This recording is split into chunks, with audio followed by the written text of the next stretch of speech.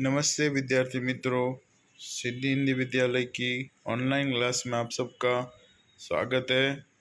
इसके अंतर्गत हम कक्षा 4th के अंदर विषय पर्यावरण के बारे में अध्ययन कर रहे थे।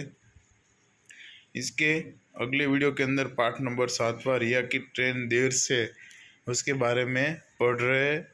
वीडियो की शुरुआत करें उससे पहले अगले वीडियो के अंदर हमने क्या देखा था उसकी एक छोटी सी जानकारी कि रिया की आंखें जब खुली तो उसने खिड़की पर से ट्रेन की आवाज़ कुछ अलग तरीके से सुनी बराबर। और तब ट्रेन किसी पुल के ऊपर से चल रही थी, नदी पर बने पुल के ऊपर से। और फिर उसने पूछा तो उसकी माँ ने क्या कहा, यह नर्मदा नदी का पुल है जो गुजरात की सबसे बड़ी नदी है।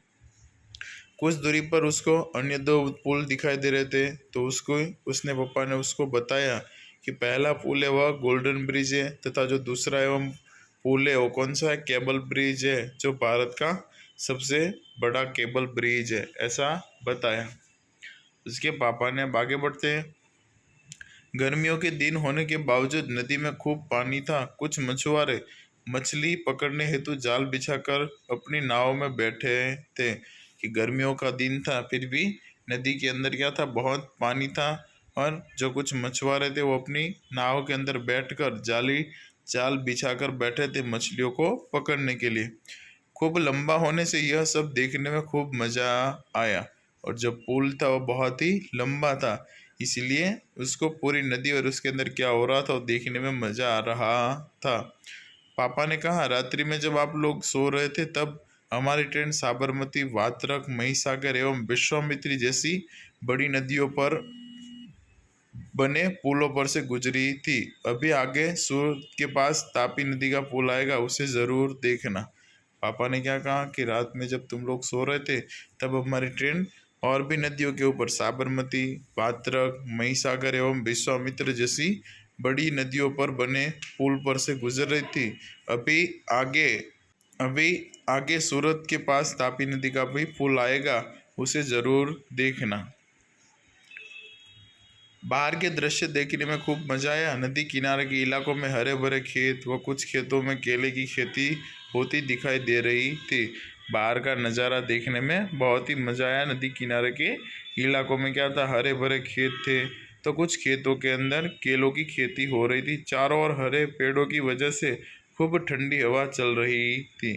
और ट्रेन जिस विस्तार से गुजर रही थी वहां पर से चारों ओर नदी का किनारा था, चारों ओर क्या थे, घने पेड़ थे, इस वजह से ठंडी हवा चल रही थी।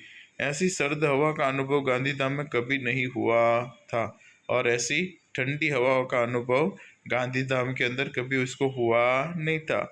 हम बाहरी दृश्य देखने में तल्लीन थे, तभी माँ के मोबाइल पर फोन पर मामा जी का फोन आया। जब रिया और सब बाहर का नज़ारा देख रहे थे उसी समय उसकी मम्मी के ऊपर उसके मामा का फ़ोन आया।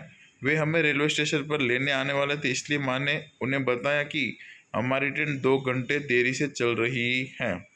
उसके मामा क्या था, उसको लेने के लिए उसकी मम्मी और रिया सबको लेने के लिए आ रहे थे। तो उसकी मम्मी ने क्या बोला, हमारी ट्रेन 2 घंटे लेट से, सो आप 8:25 की बजाय 10:25 बजे वापस पहुँचेंगे। तो क्या बोला, हम 8:30 बजे पहुँचने वाले थे, उसी जगह पर कब पहुँचेंगे, 10:30 बजे वापस पहुँचेंगे, ऐसा उसने अपने मामा को बताया।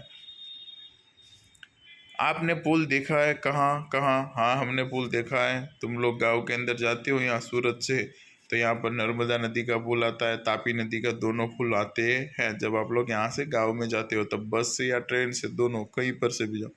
आपके इलाके में कौन सी नदियाँ हैं? इन नदियों पर कहाँ कहाँ पर पुल बने हैं सोचकर बताइए। हमारे इलाके में तापी और नर्मदा नदी है बराबर। एक तो भरूच पर ब्रिज बना हुआ है, यहाँ पर तुम लोग कामरेज को क्रॉस करो तब तापी नदी पर पुल बना है। ठीक है, नदियों पर पुल क्यों बनाए जाते हैं सोच कर लिखिए। नदियों को पार करने के लिए, नदी के पानी को आसानी से पार कर सके इसलिए क्या किया जाता है, गाड़ी, इंसानों के द्वारा, वाहनों के द्वारा पार करने के लिए पुल बनाए जाते हैं। आप कभी किसी पुल पर से गुजरे हैं? कहाँ? हाँ, हम भरूच के ऊपर नर्मदा नदी पर के पुल पर से गुजरे। आपने पुल के अगल बगल में क्या क्या देखा है?